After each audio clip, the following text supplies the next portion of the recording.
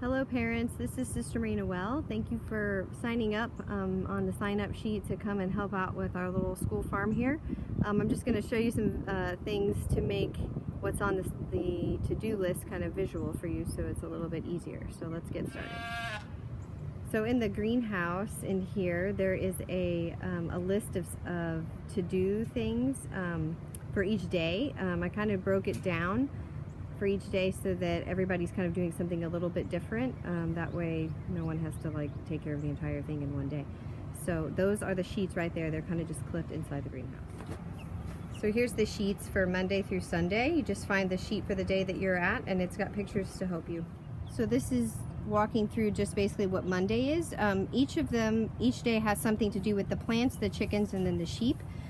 Plants being that we don't need every single part of the garden watered every day, so it kind of specifies which areas to water and if the rain barrels need to be filled or not.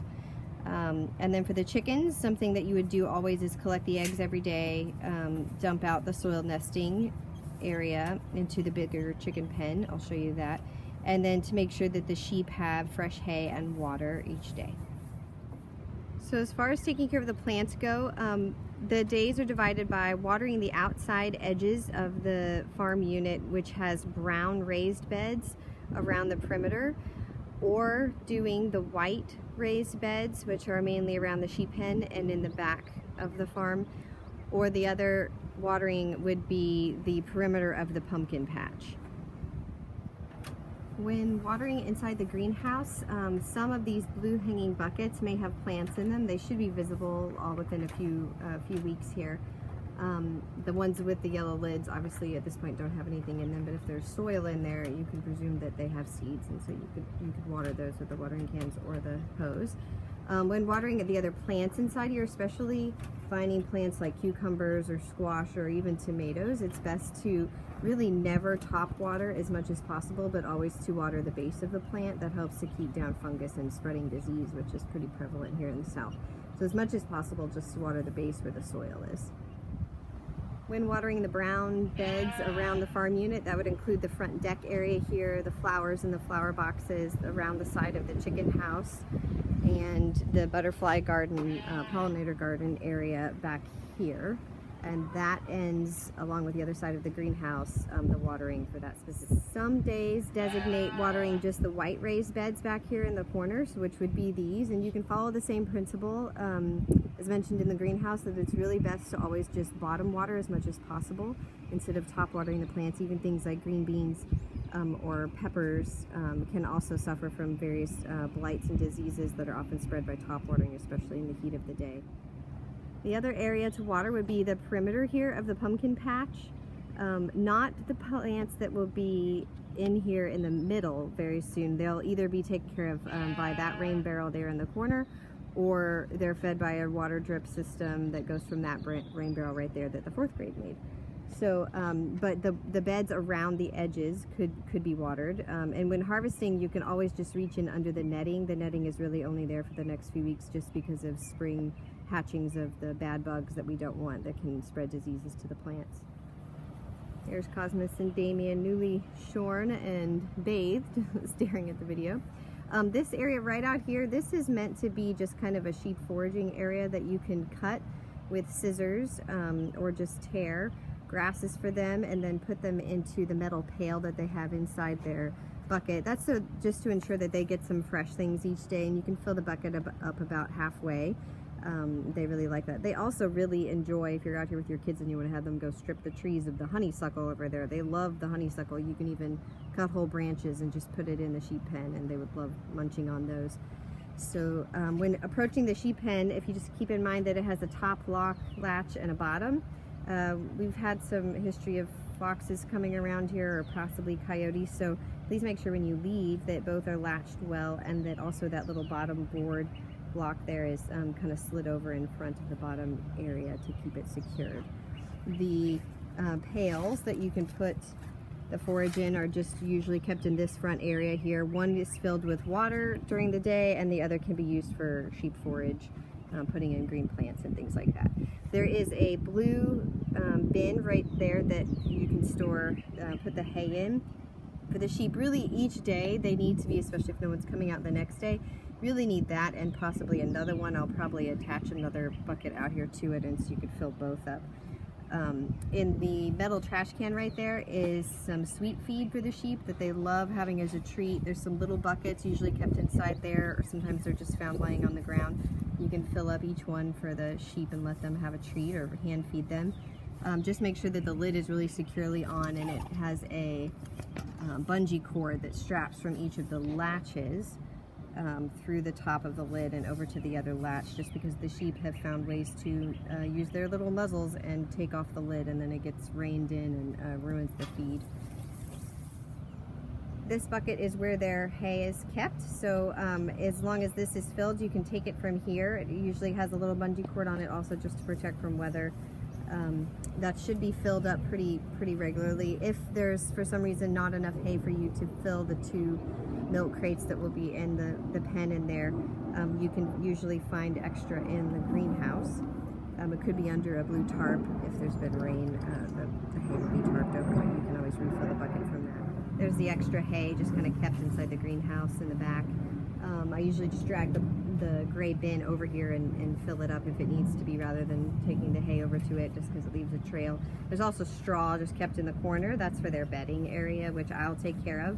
And I have some other people that are willing to clean, but if you notice it's particularly muddy in there and you want to take some straw, which is a lighter color, more yellowy, you can always add some of that as well.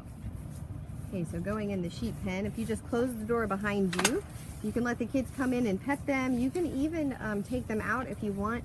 I'm leaving collars on them right now because we do have some leashes that you could put on them if you're uncomfortable trying to get them back in. We don't want them eating the garden, and they do tend to do that when they're unsupervised, so you wouldn't want to just let them run around out here while you're working. But if you've got a child who wants to, you know, kind of shoo them away from the garden, watch them, you can always get them back in by showing them a treat from the can.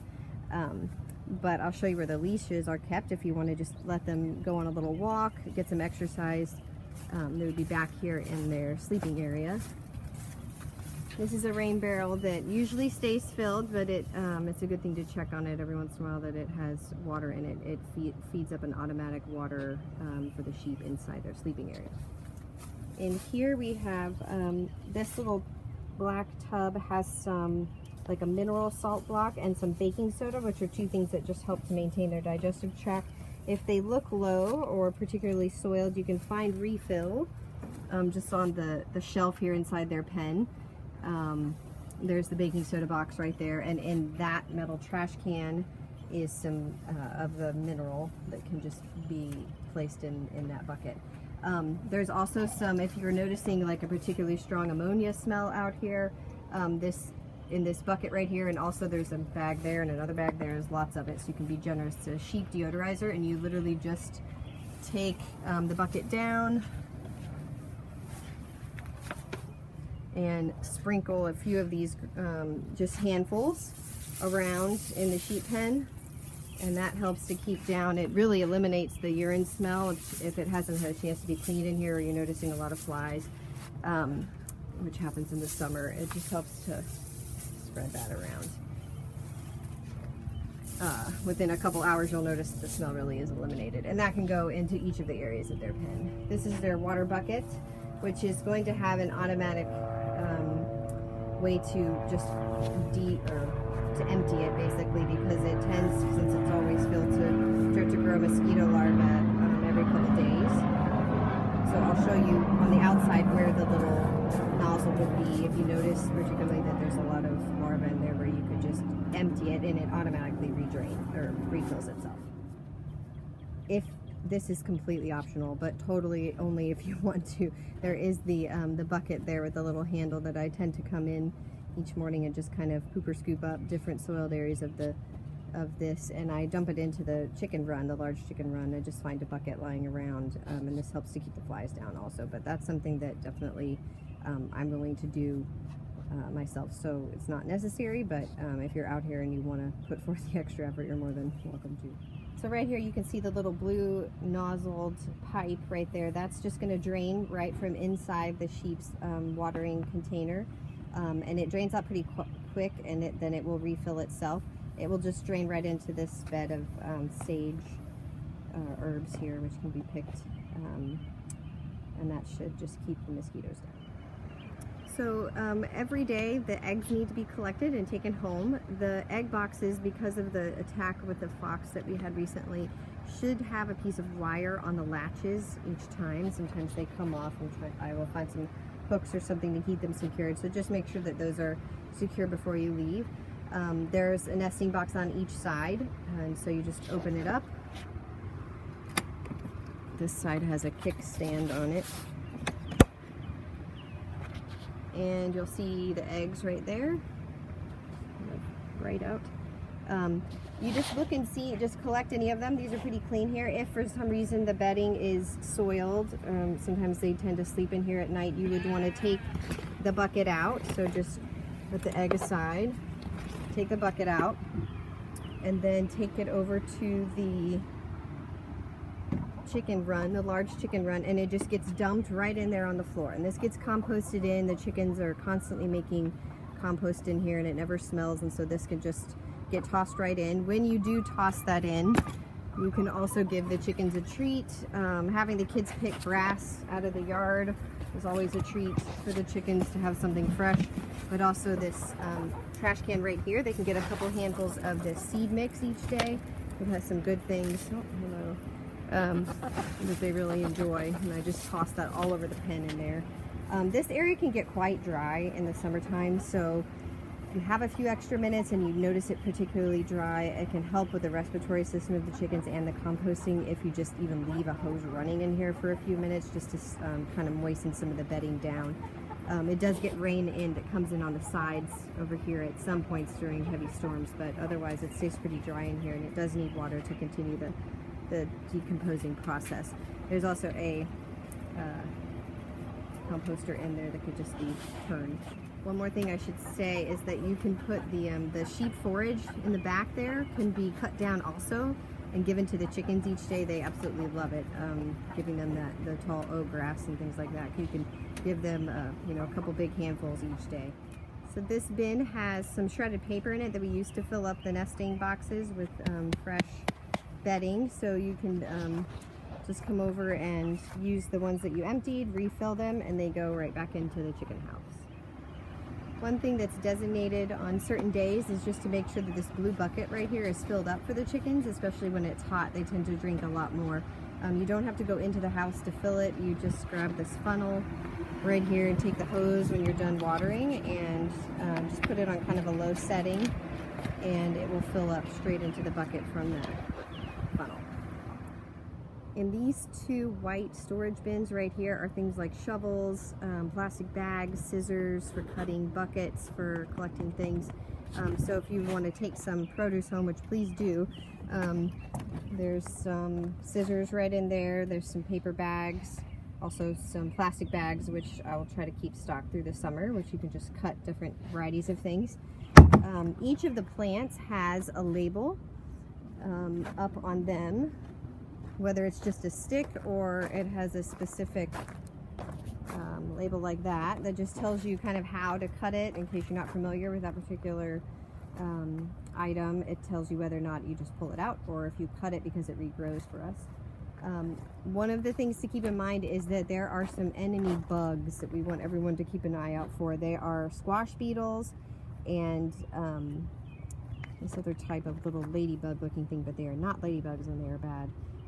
So this gives, like on the cantaloupes, a picture so that you can be on the lookout for those. If you see those at all, so please pick them up and try drowning them. I will have a bucket that's just kept over here by the garden shed and on the outside, and you can literally just grab the bucket and drop them in. It should have just a little hole.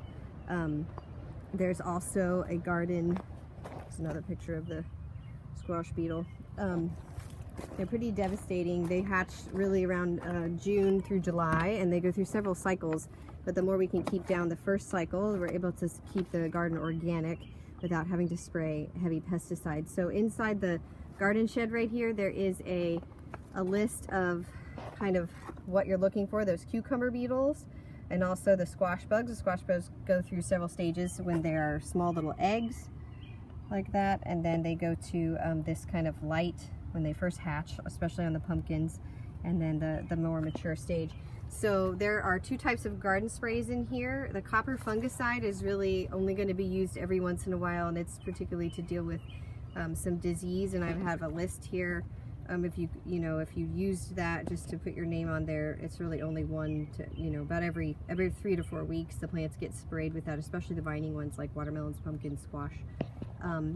But just the regular garden spray can be used by anyone. It's just baking soda, liquid Dawn soap, and neem oil, and that drowns the bugs. So if you want to give that little sprayer to your little one and let them hand pump it and just go to town, they can you just spray the bugs. Sometimes it takes a few seconds, it smothers them, and then they will just drop dead and die there. So you definitely, it won't hurt the bees, but that's something that you want to do regularly if you're seeing especially like a hatching. If a leaf is particularly bad, like if you're going through the pumpkin patch and looking for those, and you can't easily just tear off the eggs or the little part and then go ahead and just remove the whole leaf, better that than to have it hatch.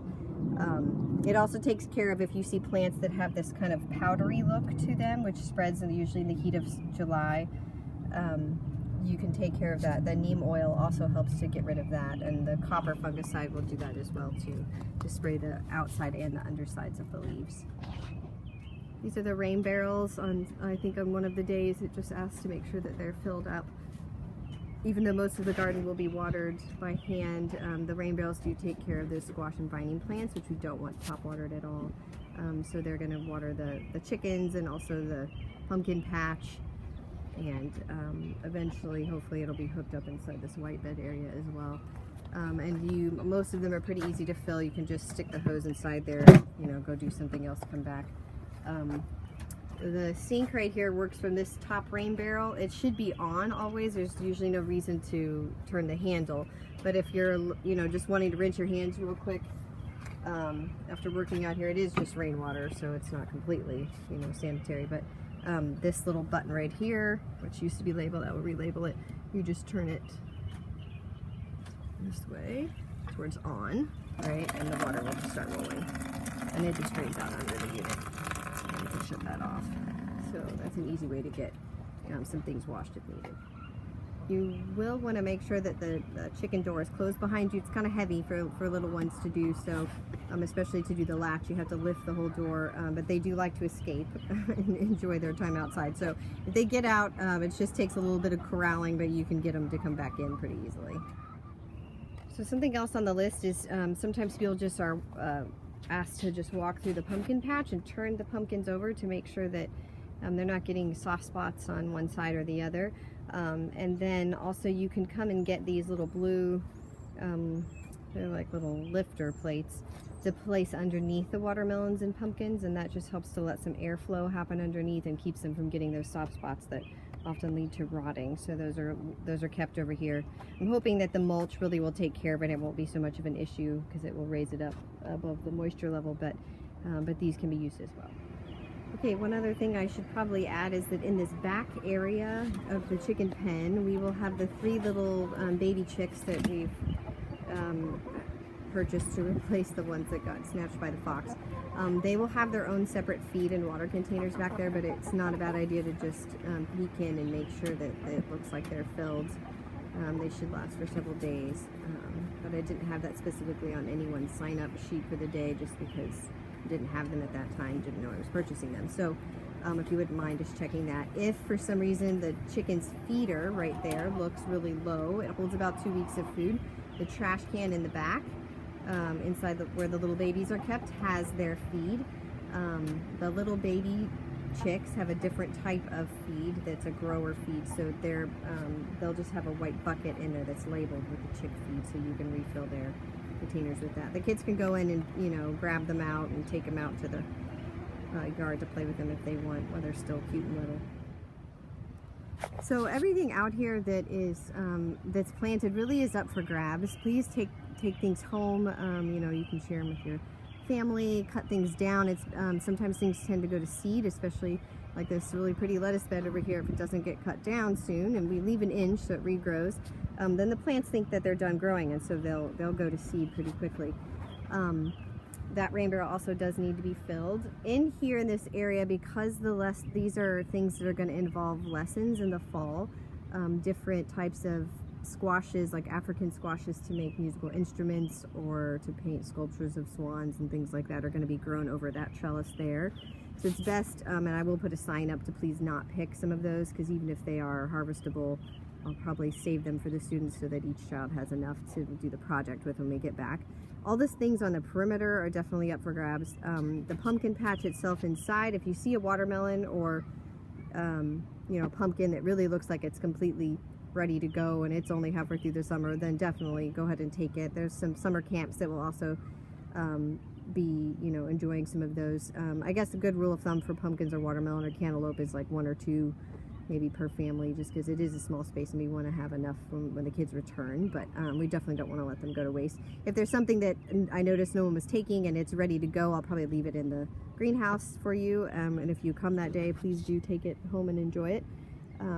Otherwise, just follow the signs. They give pretty clear directions, I hope, and if there's any questions or concerns you have, if the sheep are looking droopy or something's wrong out here, you can contact Mrs. Godfrey and Mrs. Clark. Their email is on the Sign Up Genius. They said they wouldn't mind being a point persons for the summertime here. So thank you so much for volunteering to come out, and I hope that it's fun for you and your family. So please just enjoy your time out here. Thanks again. Bye.